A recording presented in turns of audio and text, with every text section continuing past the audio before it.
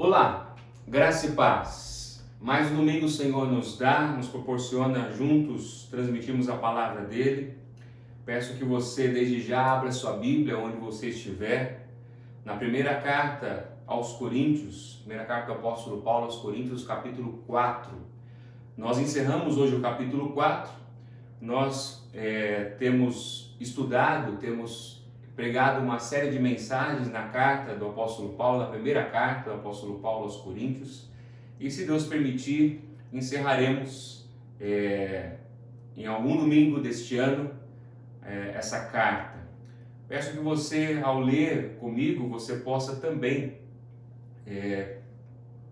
continuar acompanhando com a Bíblia aberta, para que você possa saber aquilo que estamos falando e verificar aquilo que estamos pregando. Que você possa ser abençoado por Deus e que a palavra do Senhor possa fortalecê-lo nesta manhã, ou neste domingo, ou nesse dia que você está ouvindo essa pregação. A palavra de Deus diz assim, primeira carta do apóstolo Paulo aos Coríntios, capítulo 4, verso 14. Não estou tentando envergonhá-los ao escrever essas coisas, mas procuro diverti-los como meus filhos amados.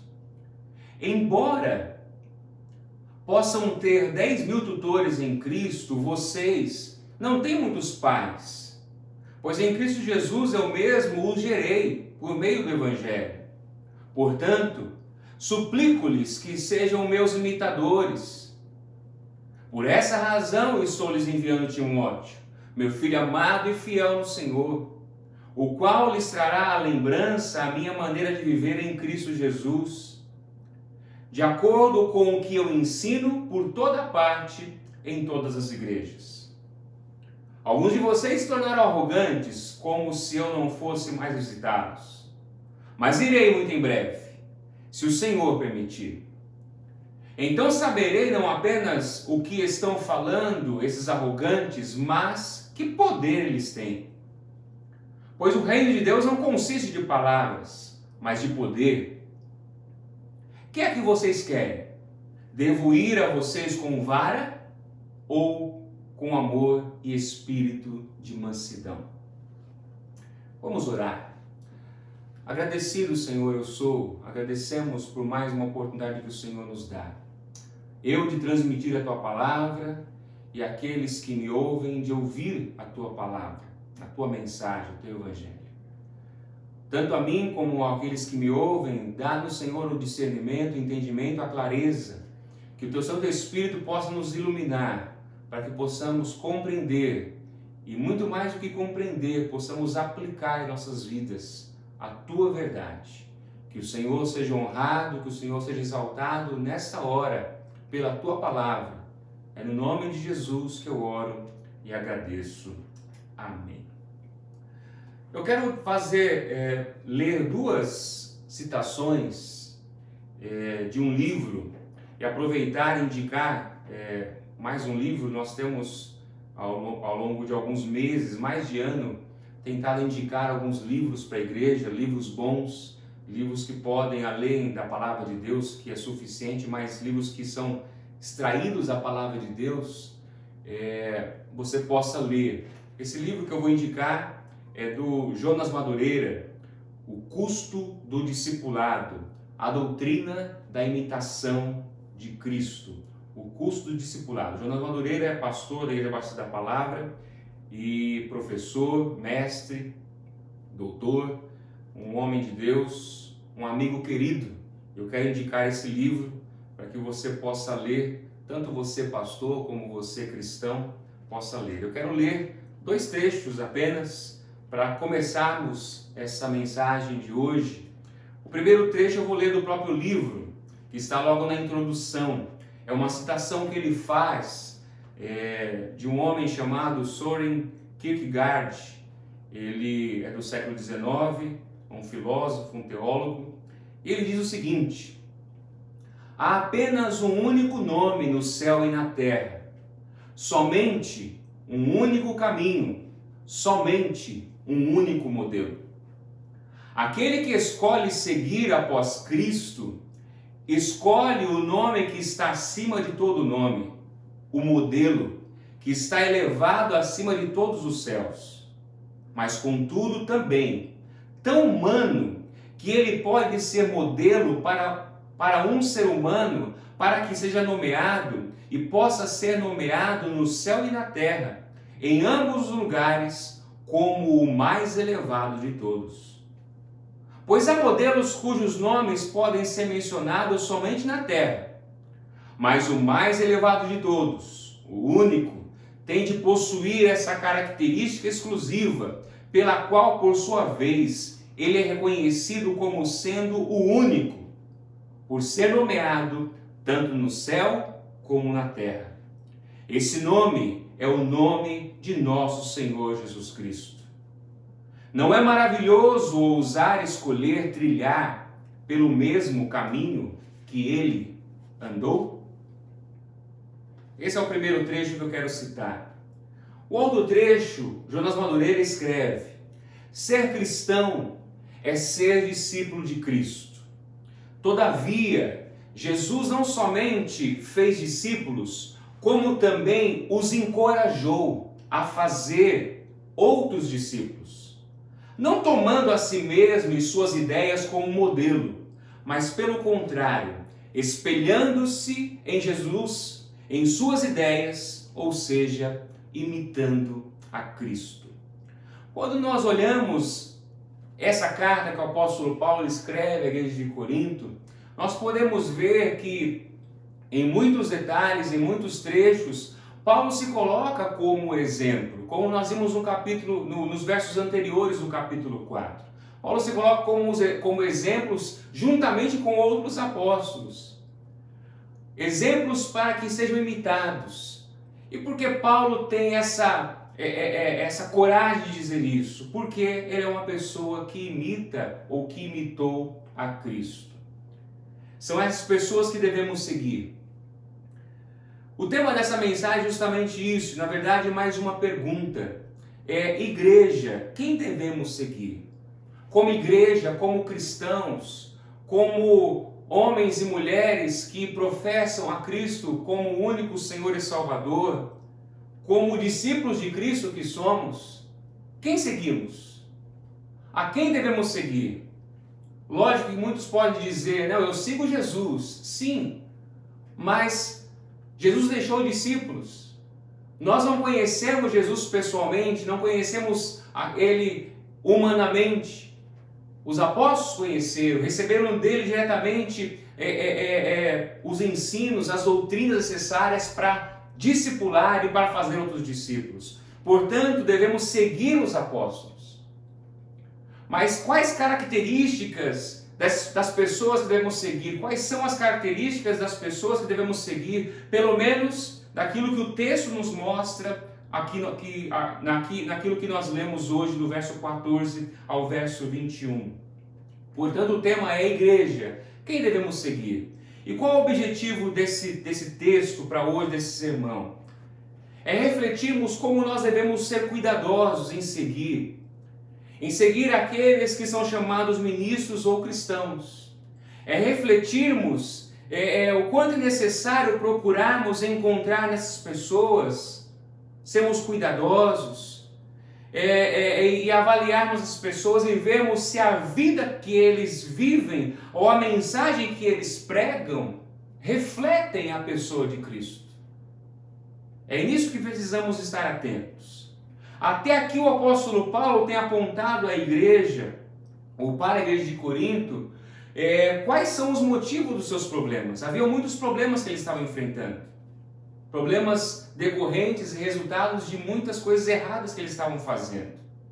E como eu tenho falado, mais uma vez eu quero repetir, Paulo aqui, ele tem o propósito de encorajar esses irmãos, de encorajar a igreja de Corinto. E o ponto que eu vejo e destaco aqui, nesses primeiros 4 capítulos pelo menos, é que Paulo quer fazer com que a igreja volte o seu olhar para Jesus. Volte o seu olhar para Cristo. Como alguém disse, Cristo não é apenas o caminho, mas também o modelo que devemos seguir. Jesus não é apenas o caminho, Ele é o modelo. enquanto estamos caminhando nessa terra. Portanto, a primeira resposta para a pergunta a quem devemos seguir é: devemos seguir ministros ou cristãos que nos corrijam. Essa é uma das respostas que podemos dar de acordo com o texto que nós lemos.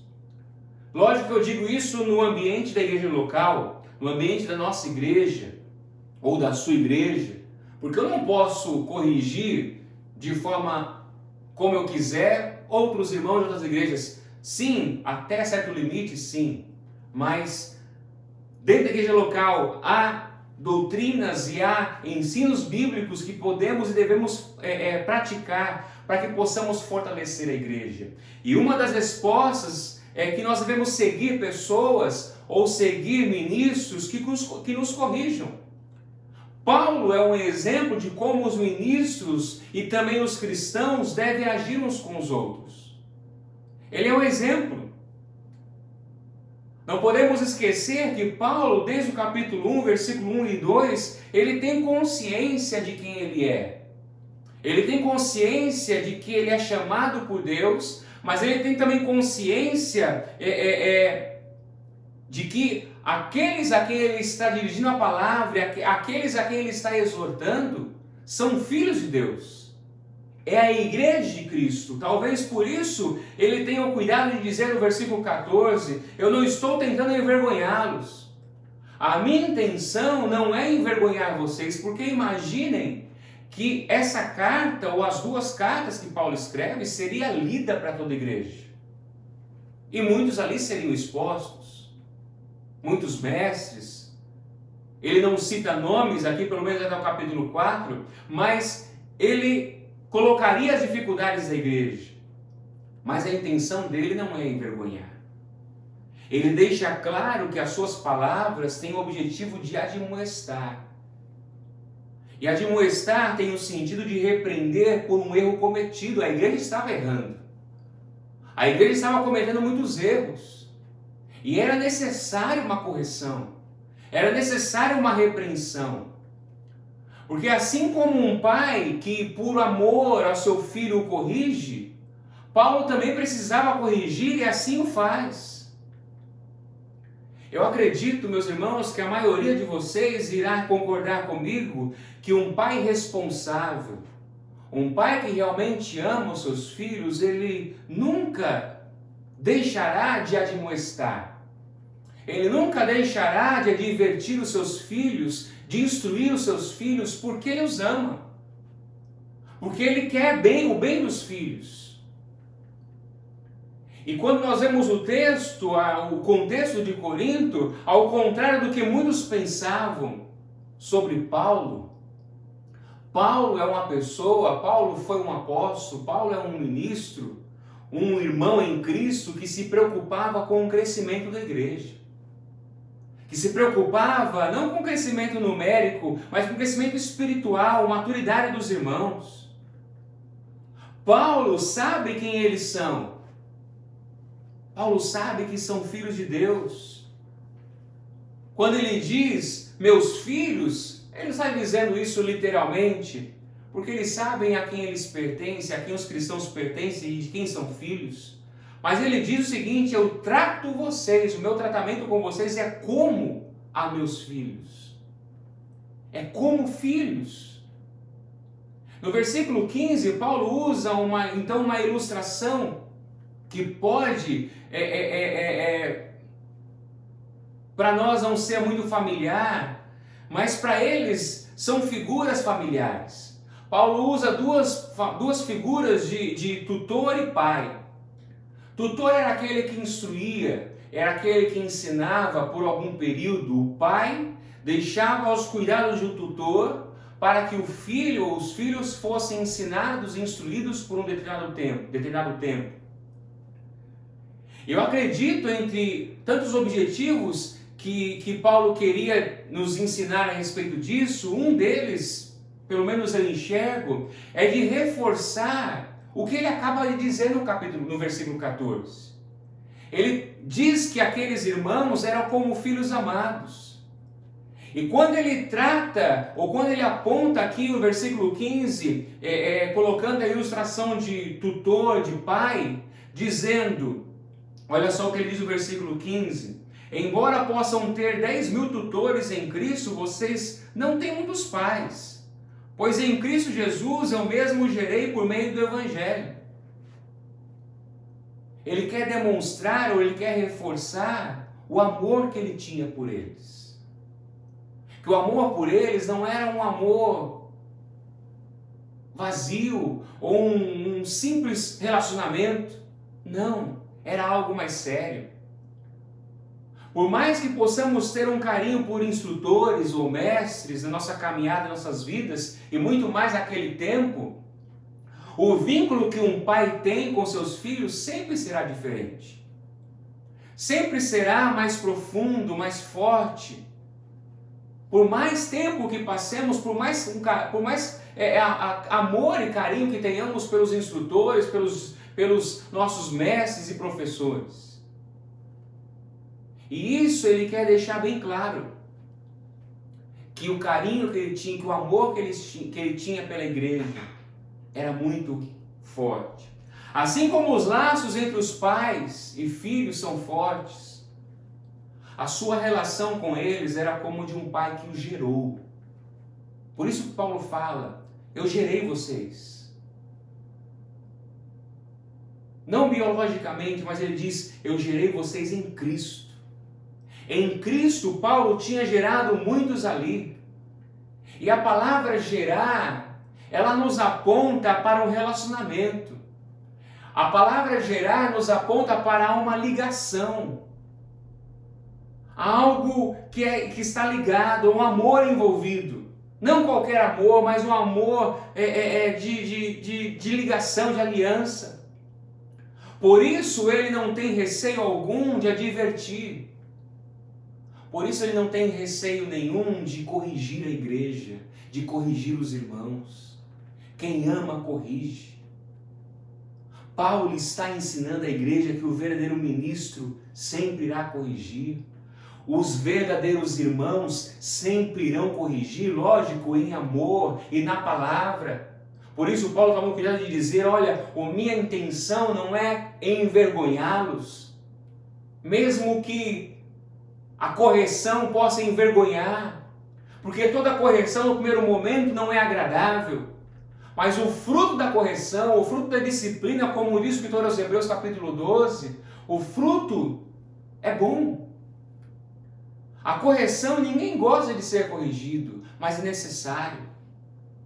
E Paulo está dizendo, nos ensinando que o verdadeiro ministro, os verdadeiros irmãos em Cristo irão nos corrigir. Os verdadeiros pastores irão corrigir a igreja.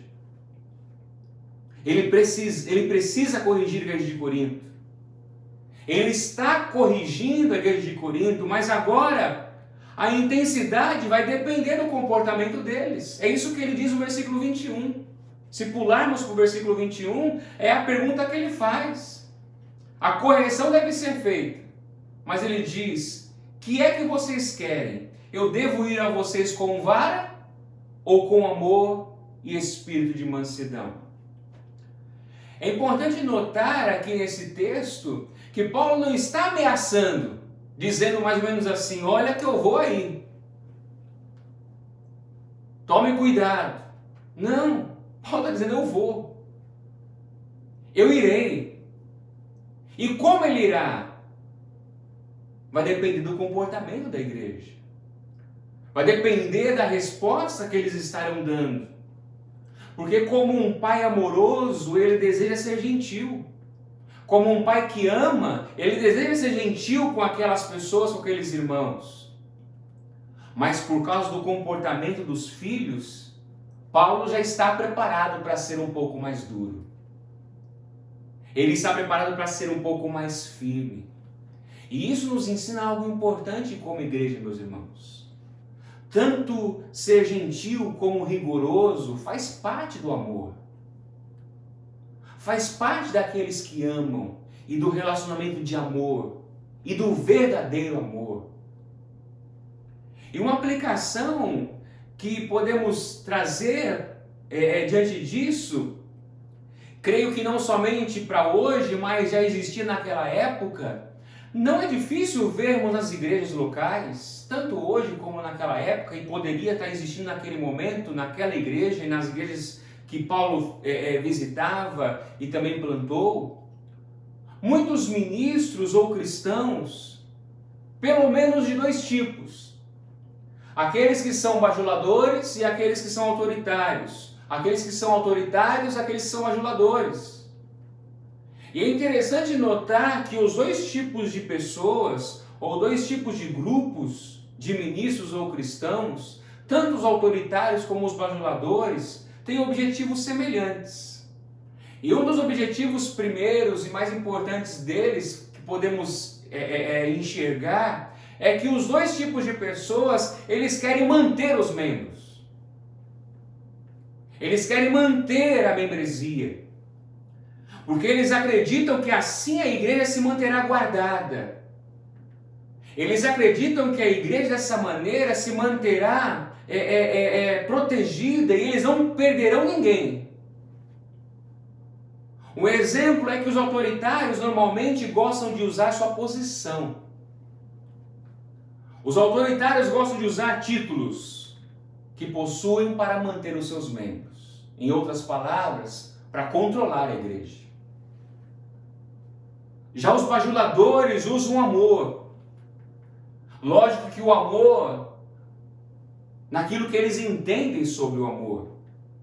Eles usam a palavra amor e o amor como um argumento para não corrigir, para não apontar os erros, com o mesmo objetivo: manter os membros, manter e proteger a igreja, no sentido de não perder ninguém.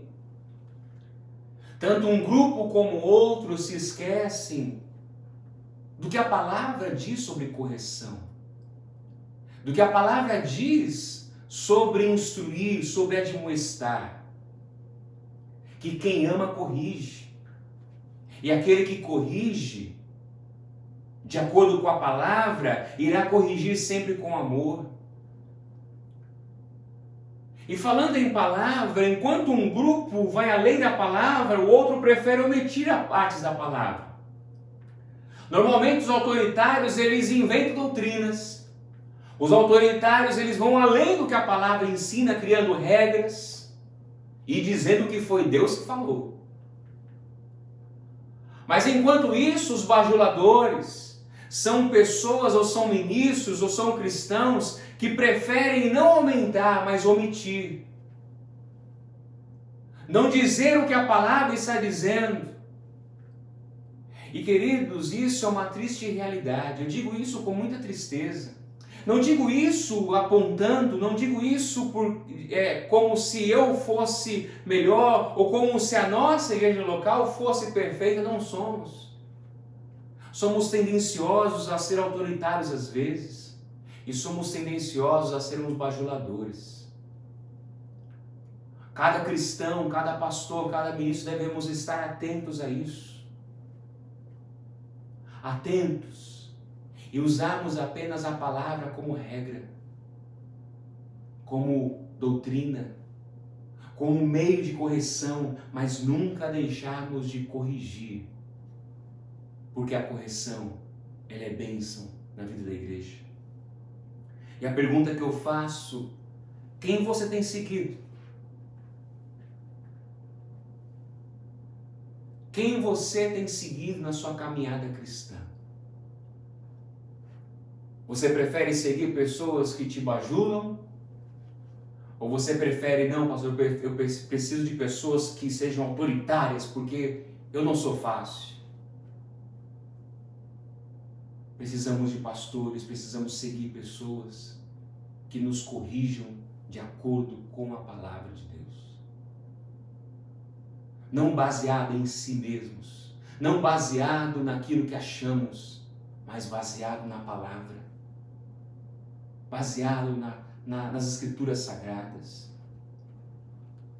A segunda resposta que podemos dar a essa pergunta Quem devemos seguir?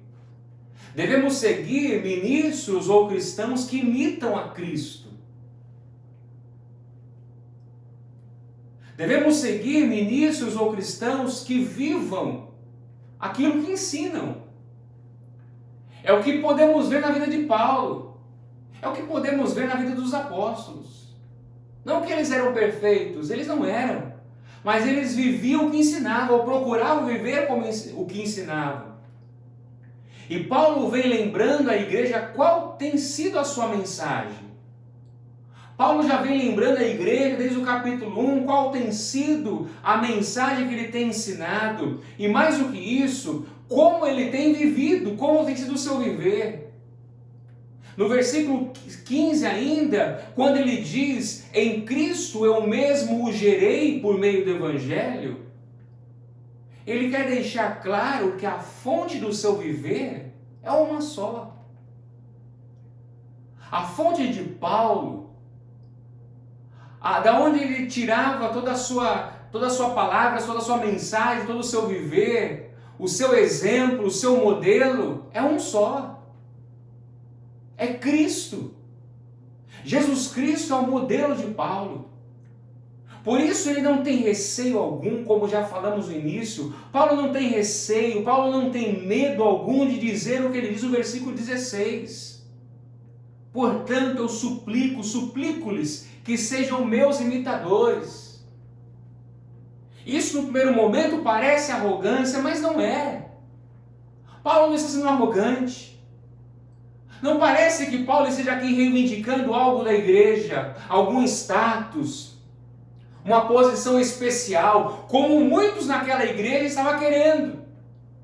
Como muitos naquele contexto estavam querendo, como muitos nos tempos de hoje querem. Quando Paulo diz, sejam meus imitadores, ele está sendo sincero. Ele está dizendo aquilo que ele havia dito, afirmando aquilo que ele já havia dito no versículo 15. Eu gerei vocês em Cristo. Eu não gerei vocês por mim mesmo. Eu não gerei vocês do nada. Mas foi pelo Evangelho, foi por meio do Evangelho, foi em Cristo Jesus. Eu creio, meus irmãos, que o objetivo de Paulo era, nesse versículo 16, era o mesmo que ele afirma no capítulo 11. E ele começa dizendo no capítulo 11 da mesma carta, versículo 1, sede meus imitadores, assim como eu sou de Cristo. Qual o objetivo de Paulo, então, nesse verso? Não é diferente do capítulo 11, é o mesmo texto, é a mesma carta, é o mesmo contexto. Paulo está dizendo, me imitem, mas com o objetivo de dizer, imitem a Cristo. Em outras palavras, podem me imitar, até o ponto que a minha vida imita Cristo. Como ele mostrou nos versículos de 9 a 13, como vimos na última mensagem. Imitem a mim, até o ponto que eu imito a Cristo. Se minha vida imita a Cristo, meu viver imita a Cristo, se minhas palavras imitam a Cristo, me imitem. Mas um outro destaque, além do que nós falamos já agora sobre que Paulo não está reivindicando, é que Paulo também não está aqui rejeitando os outros apóstolos, porque pode ser, podemos pensar, ou muitos já pensaram a respeito. Paulo está aqui se colocando acima de Pedro, acima de João, acima dos outros apóstolos? Não. Parece que não, e por que não? Porque nos versículos de 9 a 13, Paulo também está se referindo aos outros apóstolos, não somente a ele, mas ele diz no plural, nós apóstolos. Ou seja, Paulo não está aqui rejeitando os apóstolos, Paulo não está aqui reivindicando nada para si, Paulo está apenas dizendo, sejam meus imitadores. E ao dizer isso, o objetivo não é ele, o objetivo é Cristo. Sejam meus imitadores, assim como eu sou de Cristo. E para deixar mais claro, é interessante como Paulo usa algo mais vivo, e ele continua dizendo no versículo 17, e ele usa como uma aplicação prática. Olha só o que o versículo 17 diz. Depois ele afirmar, suplico-lhes que sejam meus imitadores, ele diz, por essa razão estou-lhes enviando Timóteo, meu filho amado e fiel no Senhor. Como uma aplicação prática, Paulo diz, vou enviar Timóteo a vocês. Eu vou enviar o meu filho amado, Timóteo, meu discípulo, um discípulo de Cristo. Quem é Timóteo? Paulo diz, ele é um filho amado. Em outras palavras, assim como vocês são eu considero vocês como meus filhos, eu também o considero como um filho amado. Eu amo, assim como eu amo vocês. Mas um destaque importante que Paulo traz aqui para nós é que Timóteo era um homem fiel no Senhor. Ou seja, ele é uma pessoa digna de confiança. O que Paulo quer dizer com isso? Eu estou enviando um exemplo vivo do que é me imitar. Timóteo é um exemplo vivo do que é me imitar. É isso que ele está dizendo para a igreja de Corinto. O modo de viver de Timóteo é o mesmo do meu viver. A forma como ele vive é a forma como eu vivo. Ou seja, eu estou enviando a vocês um exemplo vivo. E ele diz mais, versículo 17, a parte B. O qual Timóteo lhes trará à lembrança a minha maneira de viver em Cristo Jesus, de acordo com o que eu ensino por toda parte e em todas as igrejas. Timóteo era um exemplo vivo para que eles vissem como era imitar Paulo. E, consequentemente, mais importante, como é imitar a Cristo. E mais, Paulo está dizendo, o que eu ensino e a maneira como eu vivo não é diferente com vocês, ou em outros lugares, ou em outras igrejas. O meu viver, como eu vivo aqui, como eu vivi com vocês, quando estive com vocês, quando eu estou em outras igrejas, em outros lugares, o meu viver é o mesmo. Paulo está dizendo, olha, eu não estou aqui ensinando um evangelho diferente. Porque talvez eles poderiam pensar, Paulo está sendo muito duro com a gente, Paulo está tentando inventar algo, um outro evangelho para nos corrigir, para nos admoestar, mas será que ele trata as outras igrejas ou os outros irmãos da mesma forma?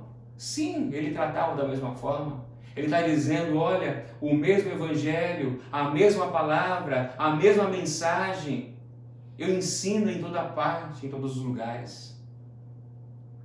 Meus irmãos, para nós hoje, como também naquela época, embora existam inúmeras igrejas locais, precisamos lembrar que só existe um povo de Deus. E este povo é guiado pelo Espírito Santo e guiados para refletir a vida de Cristo. Cada cristão, em todo lugar, cada igreja, em cada local, todos são um povo. Um povo que deve refletir a vida de Cristo, que devemos refletir a imagem de Cristo, imitarmos a Cristo. É isso que Paulo está dizendo para essa igreja e para nós hoje, para nós imitarmos a Cristo. Ao imitarmos Paulo, ao imitarmos os apóstolos, estamos imitando a Cristo. Porque pense comigo, se não existissem essas cartas, se os apóstolos não tivessem escrito os evangelhos, se Deus não tivesse permitido que eles escrevessem, colocado essas cartas, esses livros para nós, poderíamos até saber sobre Jesus, mas como imitaríamos Ele? Só podemos imitar a Cristo porque o próprio Cristo deixou discípulos e apóstolos para que mostrassem não somente com palavras, mas com a vida deles como imitar a Cristo, como imitar a vida dele nessa terra. Então, diante disso, o que devemos fazer? A primeira resposta para essa pergunta é seguir ministros e seguirmos cristãos que seguem e imitam a Cristo. Devemos seguir cristãos e ministros e pastores que seguem e imitam a Cristo. E perceba que não é só seguir, é imitar. Porque seguir pode parecer de ir atrás. E quantos naquela época só iam atrás da multidão ou com a multidão? Muitos naquela época, como hoje, muitos só estão atrás dos benefícios, só estão atrás para ver como Cristo é, o que Ele pode fazer. Mas poucos estão imitando. Portanto, devemos seguir ministros e uma igreja e cristãos que imitam, que não somente seguem, mas imitam a Cristo. O que devemos fazer é viver uma vida de imitação de Cristo. E mais do que isso, porque é muito fácil dizer, eu vou seguir, mas e nós? Será que nós temos sido exemplos para outros? Será que nós podemos, e na verdade deveríamos também dizer como Paulo, sede meus imitadores, como eu sou de Cristo? Precisamos ser exemplos para que outros sigam, e não somente sigam, mas para que outros também imitem a Cristo. Na verdade, meus irmãos, cada cristão deve ser um verdadeiro ministro para os seus irmãos. Pense sobre isso. Na igreja local, cada cristão deve ser um verdadeiro ministro uns para os outros. Pense a respeito disso. Devemos ser exemplos e devemos ser verdadeiros ministros para fazer com que as pessoas imitem a Cristo. Como o próprio pastor Jonas Madureira escreve nesse livro que eu indiquei a vocês, em um trecho do livro ele vai dizer: quem não segue Jesus não pode ajudar pessoas a seguirem Jesus.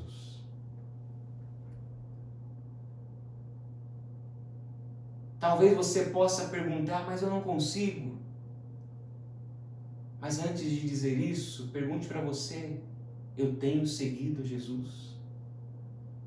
Eu tenho imitado Jesus? Eu tenho seguido os seus preceitos, os seus ensinos? Porque somente alguém que segue Jesus pode ajudar outros a seguirem Jesus também. Mas eu quero aproveitar esse final desse segundo ponto e dizer a você não cristão, mais uma vez, como eu já tenho dito algumas mensagens anteriores, existem igrejas com pessoas ainda hoje que imitam a Cristo, ou que têm procurado ao máximo imitar e seguir a Cristo de verdade. E elas são pessoas como você, são seres humanos como você e eu, mas elas são pessoas que ouviram e responderam aquilo que Jesus disse, por exemplo, a Levi em Marcos 2, siga-me. E a resposta dele foi levantar e seguir. Por que eu digo isso a você, não cristão? Porque o mesmo Jesus que disse para Levi, siga-me, ele vai afirmar nos versículos seguintes: eu não vim chamar justos, eu vim chamar pecadores. Meu querido, Jesus veio chamar pecadores como você e eu. Jesus veio chamar pecadores como Paulo, como Pedro, e ele chamou, eles seguiram. Eu estou seguindo, outros estão seguindo. Não recuse o chamado de Jesus, porque como ele mesmo disse, ele é o único caminho, Ele é a única verdade, Ele é a única vida. Se arrependa hoje dos seus pecados, volte-se para Deus, creia em Jesus Cristo, porque somente Ele, através dele, você pode ser salvo. E siga Cristo, e a partir de então, comece a imitá-lo, imitando outros cristãos que o imitam também. A terceira resposta que podemos dar a essa pergunta: quem devemos seguir? Devemos seguir pessoas ou ministros que dependam de Deus. Pessoas que dependem de Deus, ou seja, pessoas que depositaram toda a sua confiança no Senhor. É interessante que por 2 vezes Paulo usa a palavra, nos versículos 18 e 19, arrogante. E o termo que ele usa para a palavra no original tem um sentido de insuflado, tem um sentido de cheio de ar quente. Quando Paulo escreve essa palavra que ele escreveu arrogante para aquela época, para o seu público, para o seu primeiro público, eles entendiam o que ele estava querendo dizer. O sentido que ele estava querendo apontar é para pessoas insufladas, algo cheio de ar quente, ou seja, em outras palavras, a postura arrogante daqueles irmãos ou daqueles líderes da igreja de Corinto, em outras palavras, Paulo está dizendo, não passa de ar quente, não passa de algo inchado. Eles estavam cheios de ar, onde o resultado era apenas palavras vazias. Porque quando você murcha uma bexiga cheia, só sai ar. As palavras que eles pronunciavam, as palavras que eles diziam, podiam ser até eloquentes. Podiam ser belas, como deveriam ser. Mas não adianta ser eloquente, não adianta palavras belas, deveriam ser palavras vazias. Parecia que o que Paulo está querendo dizer é que eram palavras vazias. Ou em outras palavras, como diz o apóstolo Paulo aqui nos versos 18 e 19, eram palavras que não tinham poder de Deus, sem poder algum. Por isso ele diz no versículo 19, a parte B do verso 19, acompanhe comigo. Verso 19, Paulo vai dizer na parte B: então saberei não apenas o que estão falando esses arrogantes, mas que poder eles têm. Quando eu for até vocês, eu vou saber não só o que eles falam, mas que poder eles têm.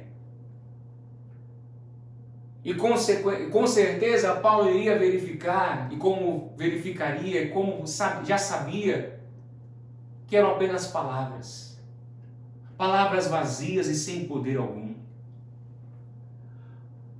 Meus irmãos, como nós temos visto em todos os capítulos, pelo menos até o capítulo 4 dessa carta, o orgulho deles não apenas estava dividindo a igreja,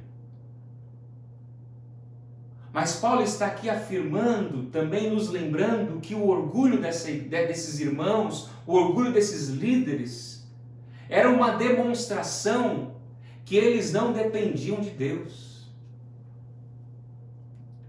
Porque alguém orgulhoso, alguém que se vangloria de si mesmo, não depende de ninguém, não depende de outros. O que Paulo está mostrando é que o orgulho deles, além de prejudicar a igreja, de dividir a igreja, era apenas uma comprovação de que eles não dependiam de Deus.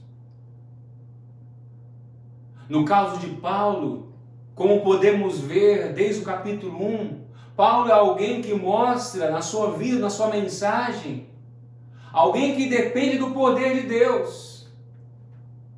Alguém que dependia de Deus em tudo. Ao transmitir a palavra, a mensagem. Paulo era uma pessoa culta. Paulo era uma pessoa que tinha conhecimento, capacitada, cheio de dons e talentos, mas era uma pessoa que dependia do poder de Deus. Olha só o que Paulo diz no versículo 4 do capítulo 2. Volte uma página da sua Bíblia. Paulo diz no capítulo 2, versículo 4: a minha mensagem e a minha pregação não consistiram de palavras persuasivas de sabedoria, mas consistiram de demonstração do poder do Espírito. Aleluia!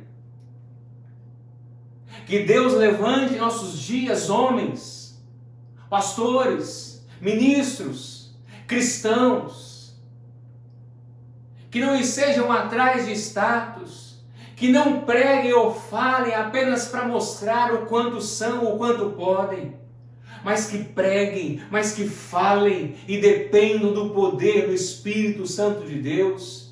Que a mensagem que transmitimos, o verdadeiro Evangelho, venha a ser transmitido no poder do Espírito Santo.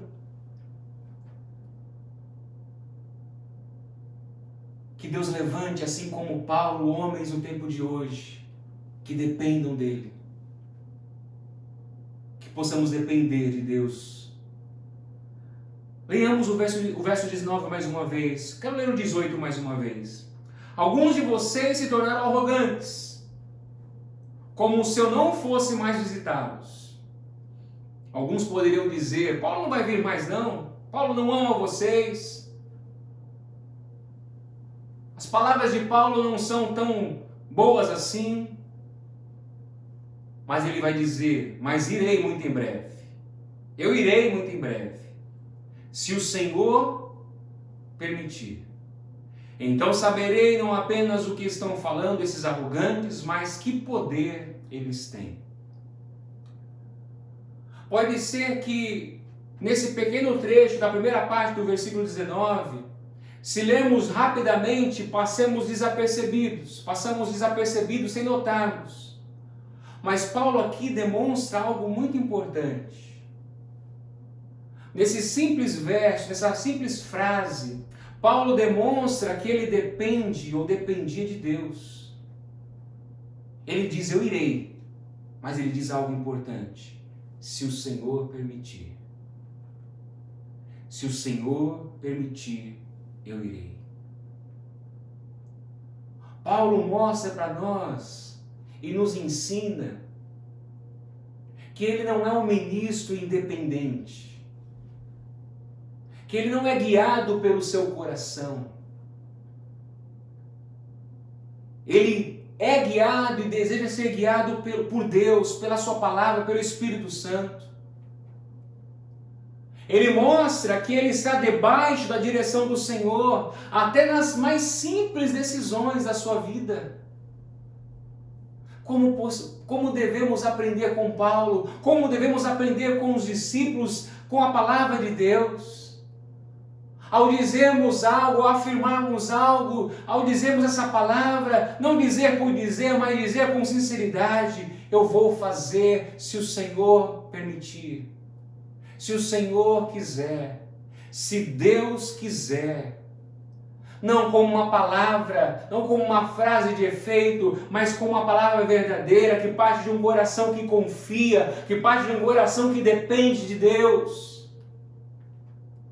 Devemos seguir pessoas assim, devemos seguir homens, ministros, mulheres, cristãos que dependam de Deus, que nas mais simples decisões procuram orar, procuram depender do Senhor. Paulo sabe que a sua capacitação não vem dele mesmo, a sua capacitação vem do Senhor.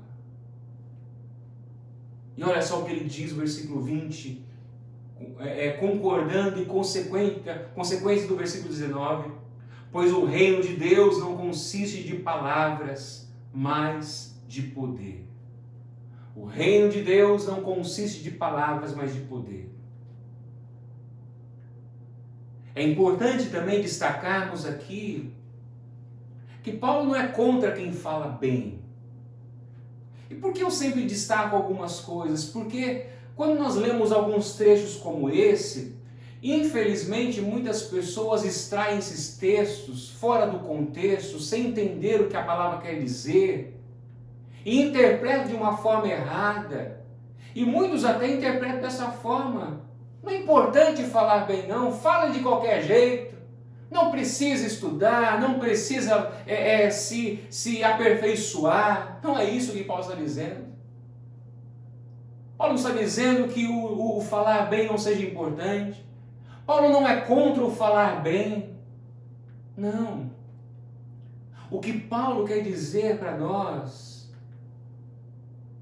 é que as palavras, por mais belas que elas sejam, por serem apenas palavras, não podem transformar pessoas. Belas palavras não transformam vidas. Belas palavras podem até massagear o ego, e massageiam muito.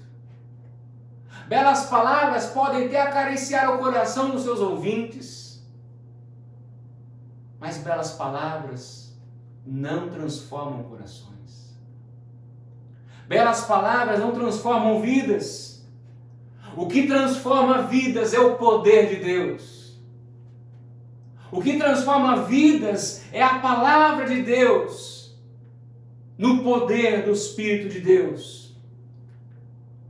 E Paulo é alguém que depende do Senhor e do seu forte poder. Paulo é alguém que sabe que o Evangelho é o poder de Deus para a salvação de todos aqueles que creem. Por isso, Paulo não está preocupado em dizer apenas belas palavras, ele está preocupado em trazer a mensagem no poder do Espírito, em pregar o Evangelho no poder do Espírito.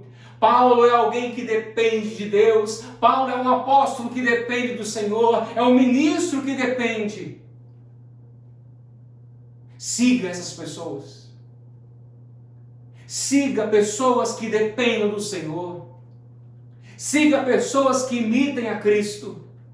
Siga pessoas que corrijam você de acordo com a palavra, em amor. Porque são essas pessoas que realmente te amam. São essas pessoas que realmente são preocupadas. Primeiramente, glorificar o nome de Deus e fortalecer a sua vida. Mas é muito fácil, como falamos enquanto estávamos decorrendo nessa mensagem, é muito fácil dizermos, olha, siga estes, siga aqueles. E a gente começa agora a ficar procurando quem eu vou seguir. Eu estou seguindo as pessoas certas. Mas como falamos há pouco, temos sido exemplo para as pessoas. As pessoas podem nos seguir. Eu posso perguntar para mim hoje, eu devo perguntar para mim hoje. Júnior, as pessoas podem seguir você? Meu irmão, minha irmã, igreja, as pessoas podem seguir vocês?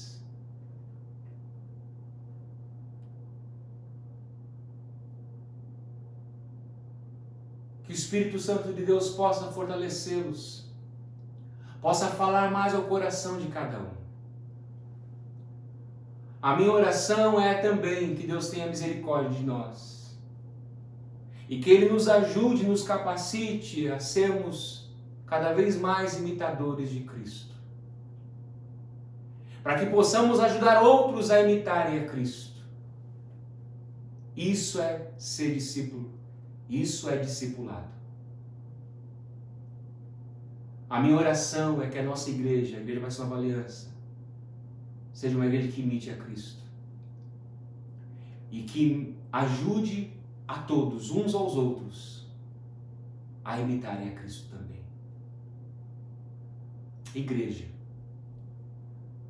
quem devemos seguir? Homens e mulheres, ministros que imitam a Cristo. Quero orar com você mais uma vez. Pai querido, grato sou pela Tua palavra. Grato sou pela Tua verdade que o Senhor nos lembrou nesse dia. A tua palavra nos faz pensar o quão somos dependentes de ti. O quanto precisamos do Senhor.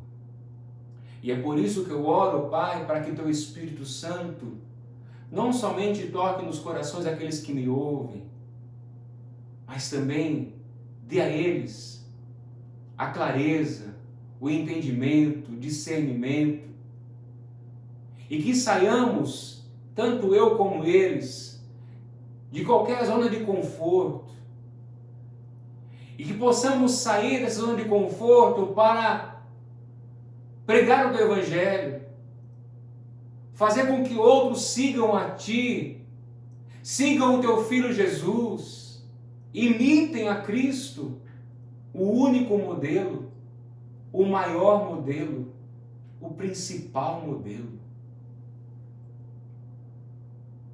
Pai, nos ajuda, fortalece a nossa igreja, fortalece as igrejas dos meus irmãos, que eles possam ser renovados e fortalecidos, que cada igreja local seja, Senhor, guiada pela Tua Palavra, pelo Teu Santo Espírito, uma comunidade, uma igreja cheia de homens e mulheres que amem uns aos outros e por isso corrigem, que imitem a Cristo em tudo e dependam do Senhor em tudo também. É a minha oração, é o meu desejo, e eu oro no nome do teu Filho amado Jesus Cristo. Amém.